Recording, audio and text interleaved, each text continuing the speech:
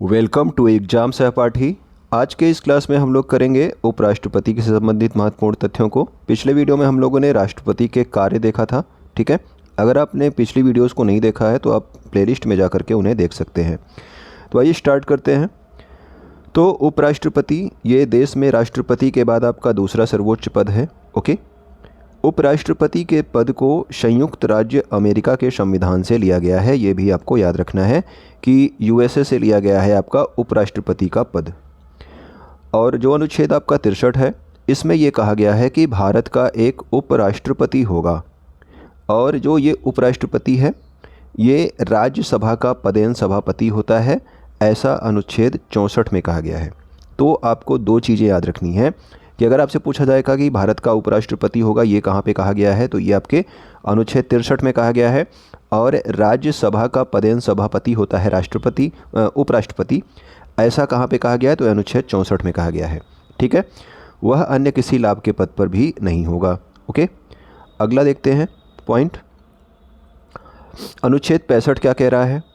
भारत के राष्ट्रपति की अनुपस्थिति में उपराष्ट्रपति राष्ट्रपति के रूप में कार्य कर सकता है, ठीक। तो ये तो आपको पता है कि अगर राष्ट्रपति की अनुपस्थिति है तो उस समय जो उपराष्ट्रपति होगा वो राष्ट्रपति के रूप में कार्य कर सकता है। और ऐसा किस अनुच्छेद में कहा गया है? अनुच्छेद 65 में कहा गया है।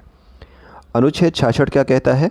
तो ये कहता है कि भारत के उपराष्ट्रपति के निर्वाचक मंडल में संसद के दोनों सदनों के सभी सदस्य, इम्पोर्टेंट पॉइंट ये है आपका सभी सदस्य, क्योंकि जब आपका क्या था, राष्ट्रपति का चुनाव था तो वहाँ पे केवल निर्वाचित सदस्य थे, ठीक है, ये आपको ध्यान रखना है।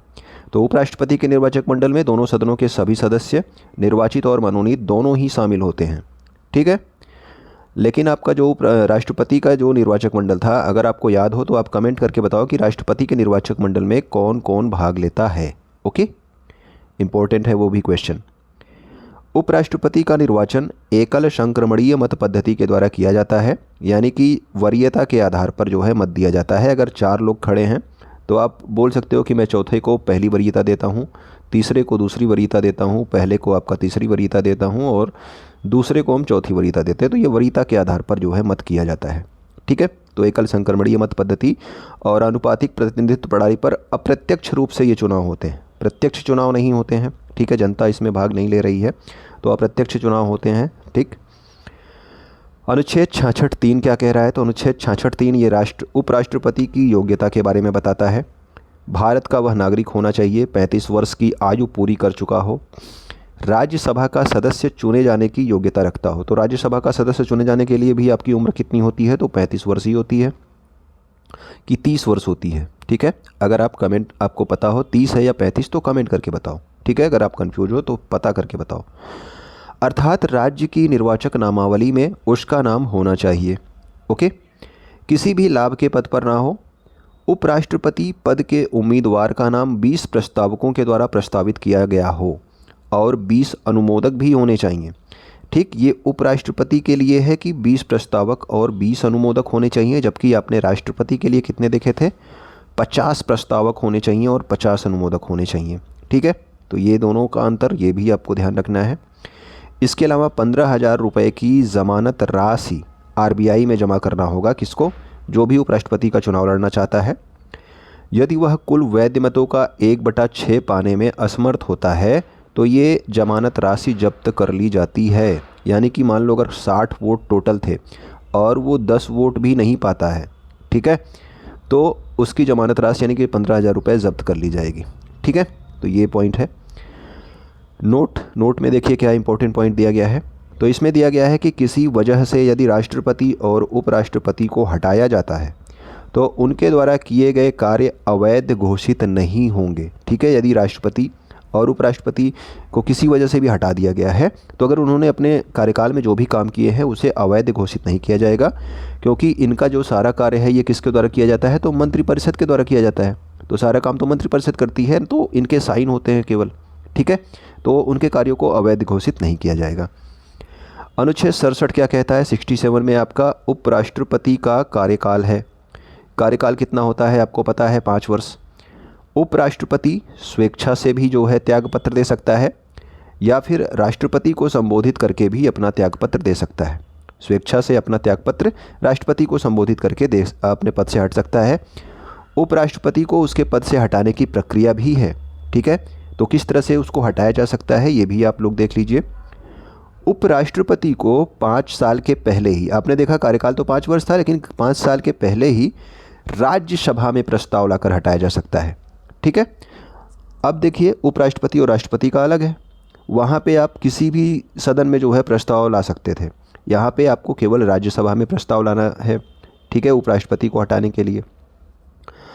लेकिन प्रस्ताव लाने के 14 दिन पहले जो है उपराष्ट्रपति को सूचित भी करना होगा कि भाई हम आपको हटाने वाले हैं, ठीक है, आपके खिलाफ प्रस्ताव लाने वाले हैं। यदि राज्यसभा में प्रस्ताव तात्कालिक बहुमत 2/3 से पारित हो जाता है, तो ये आपका विशेष बहुमत होता है जो 2/3 से पारित होता है, तब इस प्रस्ताव को लोकसभा में भेजा जाता है। जब ये राज्यसभा से पारित हो जाएगा तभी ये लोकसभा में भेजा जाएगा। अब सबसे पहले राज्यसभा में क्यों आता है, क्योंकि आपने अभी पढ़ा था अनुच्छेद 64 क्या कहता है कि उपराष्ट्रपति राज्यसभा का पदेन सभापति भी होता है, ठीक है ना। इसी वजह से ये सबसे पहले किस में लाया जाता है, आपके राज्यसभा में लाया जाता है इसको हटाने का प्रस्ताव।